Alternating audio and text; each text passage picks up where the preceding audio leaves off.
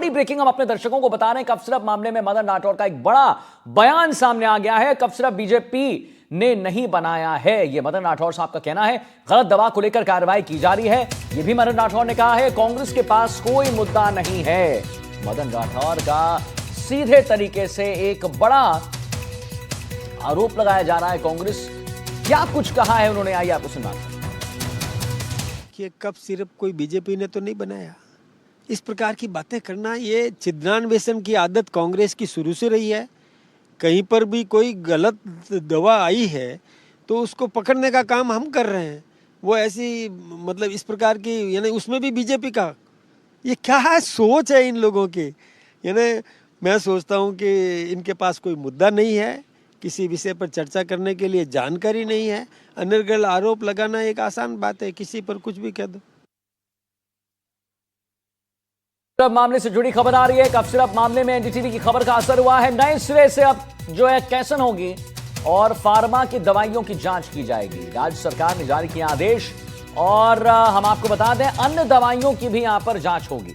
कैसन फार्मा की सभी दवाइयों की जांच होगी। मुख्यमंत्री निःशुल्क योजना में दवाएं सप्लाई करती है कंपनी और सभी दवाइयों की फिर से क्वालिटी कंट्रोल जांच होने वाली है। तो एनडीटीवी की खबर का असर हमने इसको प्रमुखता से दिखाया है और दिखाए रहे 2 दिन से।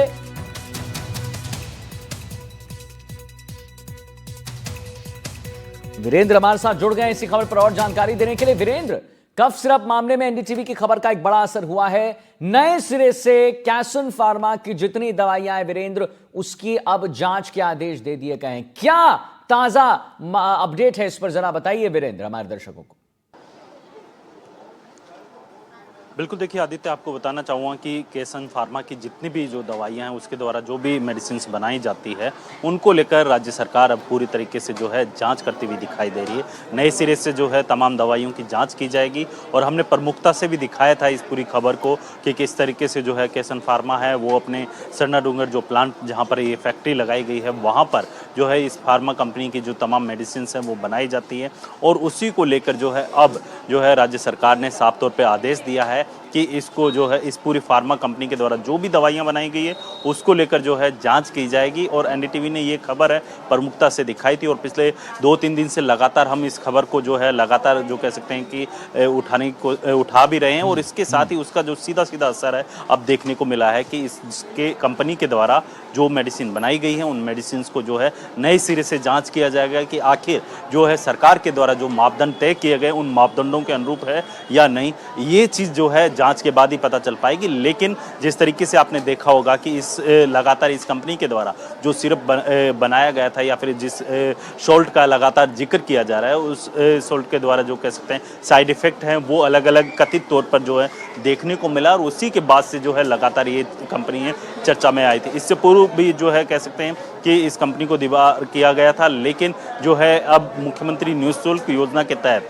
जो है ये अपनी दवाइयाँ हैं जो खांसी की होती है, डेप्रो जिस तरीके से दवाइयाँ बनाते हैं उन दवाइयों के अंदर जो मानक तय किए होते हैं उन मानकों के अनुरूप क्या वाकई में जो है ये दवाई सही है या नहीं, ये जांच के बाद पता चलेगा। लेकिन जो है इस कंपनी को जो है अब एनडीटीवी की खबर के बाद से जो है इस कंपनी की सभी दवाइयों की नए सिरे से जांच की जाएगी और उस जांच रिपोर्ट क्या रहेगी क्या नहीं वो आने वाले समय में पता चल पाएगा। जी आदित्य, तो खबर का असर हुआ है वीरेंद्र और ये हमने प्रमुखता से, आप बिल्कुल सही कह रहे हैं, 2 दिन से लगातार और अभी भी हमारा महाकवरेज जारी है। तमाम हमारे रिपोर्टर्स जो हैं अलग अलग जगह पर हैं, अपने जितने परिजन हैं जिन्होंने अपने बच्चों को खोया है उनसे बातचीत हो रही है। आप लगातार बने हुए हैं वीरेंद्र।